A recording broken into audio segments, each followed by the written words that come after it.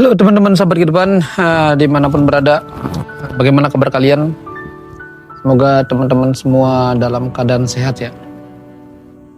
Dan untuk cerita sahabat kehidupan hari ini ada pertanyaan nih dari teman saya terkait, Gus, pernah sih kamu merasakan rasa kecewa? Dan pernah gak kamu merasakan rasa sakit hati yang luar biasa dalamnya hingga kamu tidak sanggup untuk melupakannya? Dan saya jawab pernah. Dari rasa sakit itu saya pun pernah sampai berada di kondisi yang titik terdalam kondisi kehidupan saya, karena orang yang saya anggap luar biasa baiknya ternyata orang yang paling bisa menjatuhkan saya sedalam-dalamnya. Dan hal tersebut memang benar-benar terjadi dalam kehidupan saya. Dan bagaimana caranya untuk mengikhlaskan itu semua? Nah, ya jadi gini. Saya punya seorang guru spiritual. Dan saya selalu berbicara kepada dia terkait apa yang terjadi dalam kehidupan saya.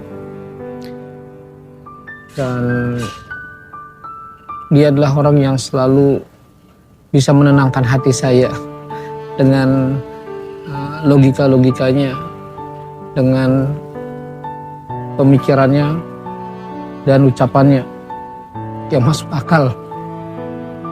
Jadi rasa kecewa dan rasa sakit itu bagaimana cara menghilangkannya agar kita menjadi manusia yang ikhlas.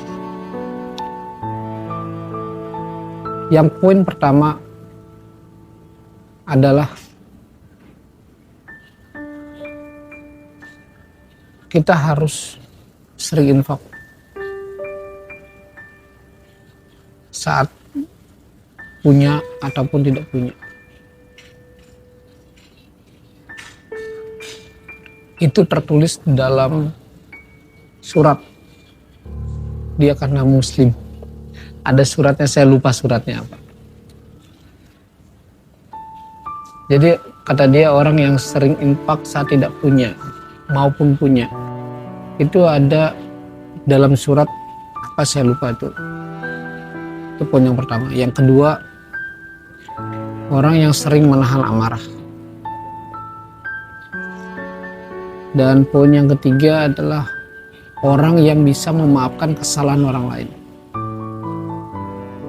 Jadi ketika dia berkata seperti itu, saya berpikir lagi, itu bagaimana tawarannya? Ketika kamu bisa melakukan ketiga hal tersebut, Tuhan itu sebenarnya sudah memberikan suatu tawaran.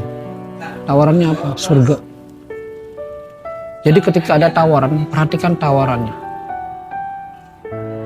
Rasa sakit dan rasa kecewa itu akan menimbulkan suatu amarah. Nah, kamu mau tetap mempertahankan amarah yang ada di dalam jiwa, atau menukarnya dengan surga seluas langit dan bumi? Itu tawarannya. Jadi semua yang terjadi itu kembali lagi pada peran rasa dan rasa kecewa itu yang ada dalam diri manusia.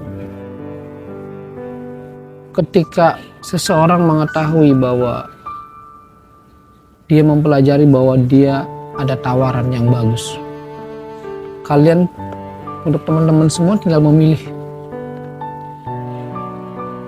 memilih tetap menahan amarah, rasa kecewa dan rasa sakit hati itu di dalam jiwa, atau menukarnya dengan surga seluas langit dan bumi.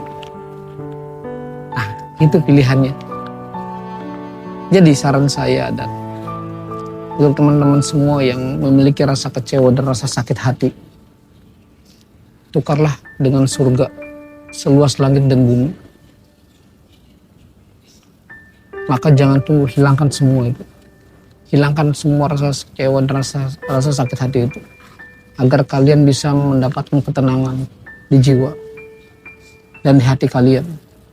Sampai kapanpun ketika kalian masih membawa rasa kecewa dan rasa sakit hati itu, hidup kalian tidak akan tenang. Dan itu sudah saya lakukan. Tapi kan Gus marah.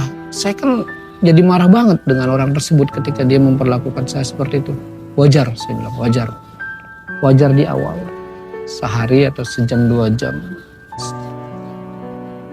Setelah itu belajar melupakan. Belajar menukar